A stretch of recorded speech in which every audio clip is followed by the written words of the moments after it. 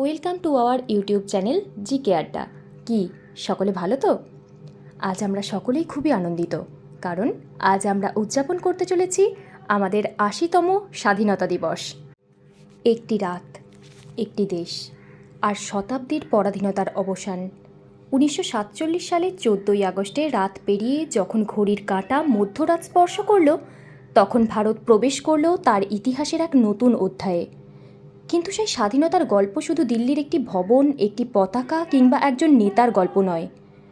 এর সঙ্গে জড়িয়ে আছে মহাত্মা গান্ধীর অহিংস আন্দোলন, নেতাজি সুভাষচন্দ্র বসুর আজাদ হিন্দ ফৌজ, ভগৎ সিং, ক্ষুদিরাম বসু এবং অসংখ্য পরিচিত অপরিচিত মানুষের আত্মত্যাগ ও সংগ্রাম।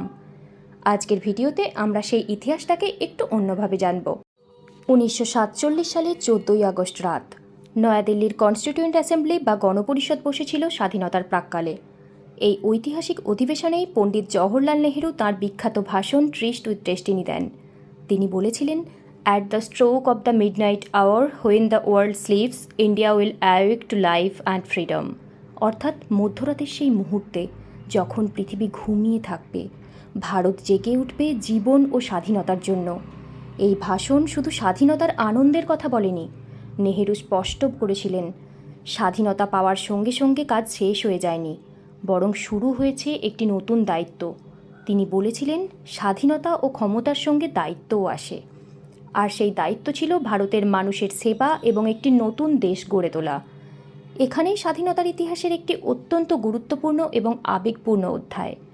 যখন দিল্লিতে স্বাধীনতার উৎসবের প্রস্তুতি চলছে, তখন মহাত্মা গান্ধী দিল্লিতে ছিলেন না। তিনি ছিলেন কলকাতার বেলেঘাটায়, হায়দারি মঞ্জিলে। কারণ তখন বাংলার বিভিন্ন অঞ্চলে ভয়াবহ সাম্প্রদায়িক অশান্তি ও হিংসার পরিস্থিতি তৈরি হয়েছিল। গান্ধীজি বিশ্বাস করতেন, দেশ স্বাধীন হয়েছে, কিন্তু যদি মানুষ মানুষকে হত্যা করে, তাহলে সেই স্বাধীনতার আনন্দ অসম্পূর্ণ। তাই 15ই আগস্ট 1947-এ যখন দেশজুড়ে স্বাধীনতা দিবস পালিত হচ্ছে, গান্ধীজি কলকাতায় উপবাস ও প্রার্থনায় দিন কাটান। তিনি রাজনৈতিক ক্ষমতার কেন্দ্রে থাকার বদলে সাম্প্রদায়িক শান্তি প্রতিষ্ঠার কাজে নিজেকে নিয়োজিত করেন। এ কারণেই স্বাধীনতার প্রথম দিনের ইতিহাসে গান্ধীজির অবস্থান একটি গভীর প্রতীক হয়ে আছে। দেশ স্বাধীন হয়েছে, কিন্তু মানুষের হৃদয়ে শান্তি না এলে সেই স্বাধীনতা সম্পূর্ণ নয়। না, ভারতের স্বাধীনতা কোনো একজন নেতা বা একটিমাত্র আন্দোলনের ফল নয়। মহাত্মা গান্ধীর নেতৃত্বে অসহযোগ আন্দোলন, আইন অমান্য আন্দোলন এবং ভারত ছাড়ো আন্দোলন ব্রিটিশ শাসনের বিরুদ্ধে ব্যাপক গণ আন্দোলন তৈরি করেছিল। অন্যদিকে ব্রিটিশ ধারায় তরুণরাও স্বাধীনতার আকাঙ্ক্ষাকে অন্য এক তীব্র রূপ দিয়েছিল। আমরা স্মরণ করি ভগৎ সিং, রাজগুরু, সুখদেব, চন্দ্রশেখর আজাদ, ক্ষুদিরাম বসু এবং আরও অসংখ্য বিপ্লবীকে। ভগৎ সিংয়ের মতো তরুণ বিপ্লবীরা ব্রিটিশ শাসনের বিরুদ্ধে নিজেদের জীবন উৎসর্গ করেছিলেন। আর বাংলার মাটিতে ক্ষুদিরাম বসুর মতো তরুণ বিপ্লবীর আত্মত্যাগ স্বাধীনতার ইতিহাসে এক অনন্য অধ্যায়।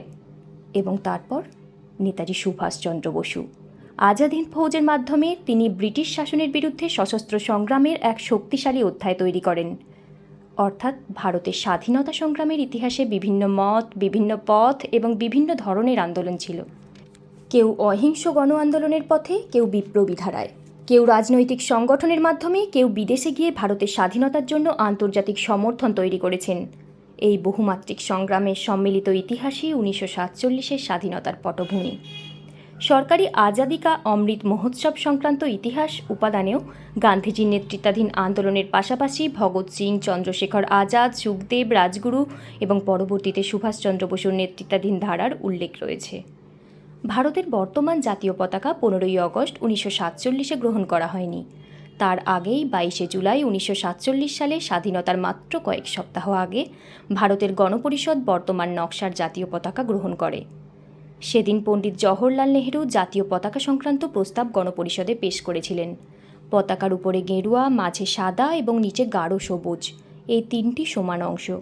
সাদা অংশের কেন্দ্রে রয়েছে নীল অশোক চক্র, যার 24টি স্পোক রয়েছে। পতাকার দৈর্ঘ্য ও প্রস্থের অনুপাত 3:2। আর একটি ঐতিহাসিক পরিবর্তনও হয়েছিল। আগের জাতীয় আন্দোলনের পতাকায় যে চরকা ছিল, তার পরিবর্তে বর্তমান পতাকায় অশোকের সারনাথ সিংহস্তম্ভের ধর্মচক্রের আদলে অশোক চক্র রাখা হয়। ভারতের গণপরিষদ 24শে জানুয়ারি 1950-এ জনগণমনকে ভারতের জাতীয় সঙ্গীত হিসাবে গ্রহণ করে। সেই একই দিনে গণপরিষদের সভাপতি ডক্টর রাজেন্দ্র প্রসাদ ঘোষণা করেন যে বন্দে মাতরম যে গানটি স্বাধীনতা সংগ্রামে ঐতিহাসিক ভূমিকা পালন করেছে তাকেও জনগণমনর সমান মর্যাদা দেওয়া হবে। তাই এই গানটিকে আমাদের ন্যাশনাল সংয়ের মর্যাদা দেওয়া হয়। স্বাধীনতা অর্জনের পর ভারতের সামনে ছিল আরও বড় কাজ, একটি গণতান্ত্রিক রাষ্ট্রের সাংবিধানিক ভিত্তি তৈরি করা। গণপরিষদ সেই কাজ সম্পন্ন করে। 26শে নভেম্বর 1949 সালে ভারতের সংবিধান গৃহীত হয় এবং 26শে জানুয়ারি 1950 সালে সংবিধানটি কার্যকর করা হয়। ভারত তখন একটি সার্বভৌম গণরাজ্য হিসাবে নতুন সাংবিধানিক যাত্রা শুরু করে। সংবিধানের প্রস্তাবনায় সেই ঐতিহাসিক শব্দ we the people of India, অর্থাৎ আমরা ভারতের জনগণ, এই কথাটির মধ্যেই ভারতীয় গণতন্ত্রের একটি মৌলিক ধারণা রয়েছে। রাষ্ট্রের চূড়ান্ত ক্ষমতার উৎস জনগণ। স্বাধীনতা শুধু অধিকার নয়, স্বাধীনতা দায়িত্ব। ভারতের সংবিধানের অনুচ্ছেদ 51A-তে নাগরিকদের মৌলিক কর্তব্যের কথা বলা হয়েছে। অর্থাৎ স্বাধীন ভারতের নাগরিক হওয়ার অর্থ শুধু নিজের অধিকার দাবি করা নয়, নিজের কর্তব্য পালন করা। তাই 15ই অগস্ট যখন আমরা জাতীয় পতাকা হাতে নিই, তখন শুধু 1947কে মনে রাখব না, মনে রাখব সেই অসংখ্য মানুষকে যাদের নাম হয়তো ইতিহাসের বইয়ে নেই। মনে রাখব গান্ধীজির অহিংস সংগ্রাম, মনে রাখব নেতাজি সুভাষচন্দ্র বসুর অদম্য নেতৃত্ব, মনে রাখব ভগৎ সিং, সুখদেব, রাজগুরু, চন্দ্রশেখর আজাদ, ক্ষুদিরাম বসুর মতো বিপ্লবীদের আত্মত্যাগ। মনে রাখব সেই সব সাধারণ মানুষকে যারা কারাবরণ করেছেন, নির্যাতন সহ্য করেছেন, আন্দোলনে অংশ নিয়েছেন এবং স্বাধীনতার স্বপ্নকে বাঁচিয়ে রেখেছেন। যে স্বাধীনতার প্রাক্কালে নেহরু বলেছিলেন, India will awake to life and freedom.